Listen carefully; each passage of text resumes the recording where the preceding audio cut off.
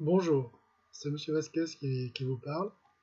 Donc, je m'adresse à tous mes élèves de 5e.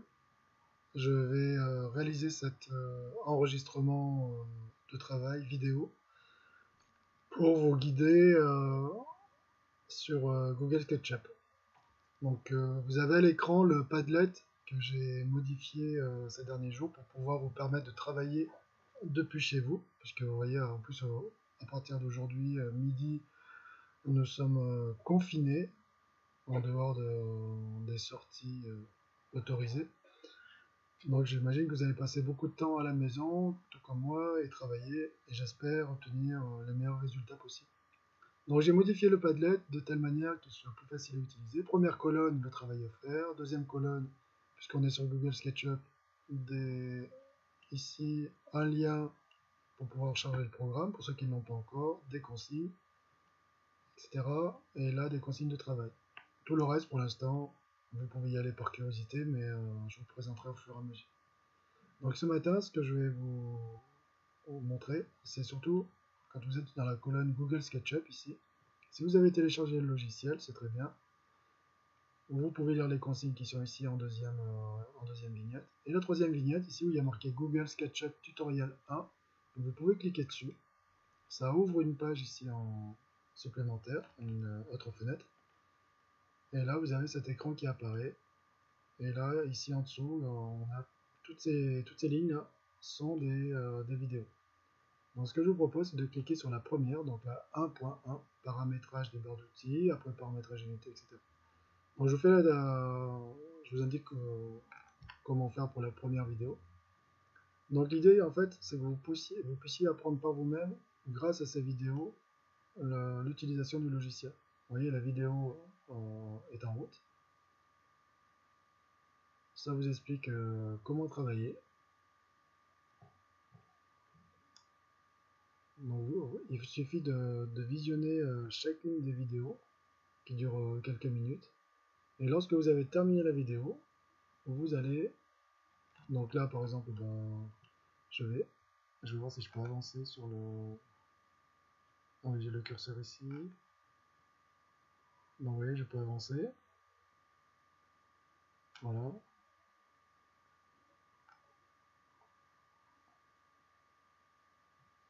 Voilà, donc là, c'est...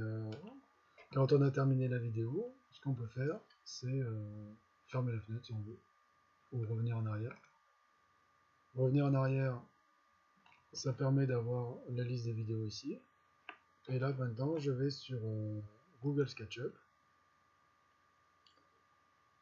Donc le programme va démarrer.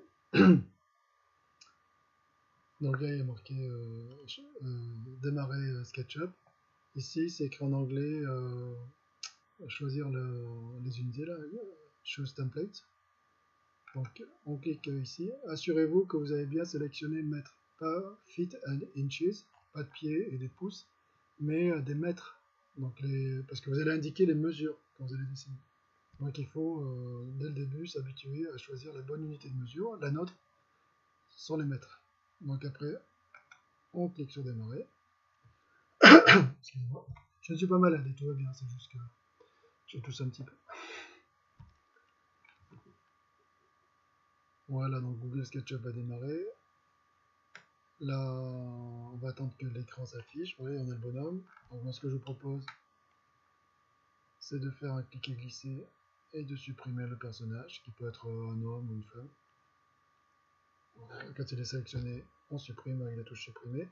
Ici, moi j'ai déplacé mes barres d'outils. Plutôt que de les mettre en horizontal comme ça, moi je vous propose tous et toutes de les mettre en vertical. C'est beaucoup plus facile pour travailler. Et à partir de là, vous allez pouvoir reproduire ce que vous avez vu dans les vidéos. Voilà. Donc moi bientôt je mettrai une vidéo spécifique pour montrer comment modéliser l'étage que vous aurez choisi là au niveau de l'immeuble. Est-ce que vous prenez le rez-de-chaussée, le premier étage ou les suivants, peut-être la terrasse.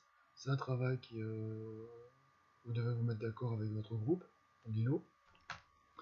Je vous rappelle à tous et à toutes que vous devez tout d'abord travailler sur papier pour définir votre aménagement. Ensuite, et en parallèle, renseigner un diaporama. dans lequel vous allez retranscrire tout votre travail pour faire l'exposé oral en finale.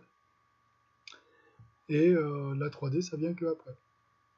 Donc, concentrez-vous sur le travail préparatoire sur le papier et le diaporama. Et puis pour vous amuser, après, si vous voulez, vous passez du temps sur SketchUp. Mais il ne faut pas aller sur SketchUp tout de suite, parce que c'est un peu une perte de temps par rapport au projet. Après, si vous avez du temps libre et que vous voulez découvrir le logiciel à travers toutes les vidéos que j'ai indiquées, là, il n'y a pas de souci. Ça sera toujours du bonus, parce que je serai plus à l'aise pour dessiner. Donc, chaque petite vidéo ici, c'est à peu près 5 minutes. Et vous voyez, en plus, il y a plusieurs exercices. Là, on a 8 ici, 7 là, donc ça fait 15 exercices concernant la modélisation d'une maison. Donc, si vous arrivez à faire, si vous visionnez toutes ces vidéos et que vous arrivez à reproduire, eh bien, votre niveau sur SketchUp sera très très bon. Et vous serez vraiment très à l'aise pour modéliser le projet que je vous ai proposé en classe. Donc je vous dis à très bientôt, n'hésitez pas à me contacter par Pronote, déjà plusieurs d'entre vous l'ont fait, j'ai pu leur répondre immédiatement. C'est des petits problèmes de compréhension des consignes ou alors que ça marche pas quand on veut installer le logiciel. Là les derniers messages que j'ai c'est que tout va bien, suite à mes réponses. Donc voilà, posez vos questions, je réponds, et comme ça vous pouvez avancer. Ne restez pas bloqué pendant des heures. Indiquez par votre message à mon attention que s'il y a un souci, ben, au moins comme ça je peux vous aider. Voilà, donc je vous souhaite une belle journée. Profitez-en pour vous aérer le plus possible. Et bon travail!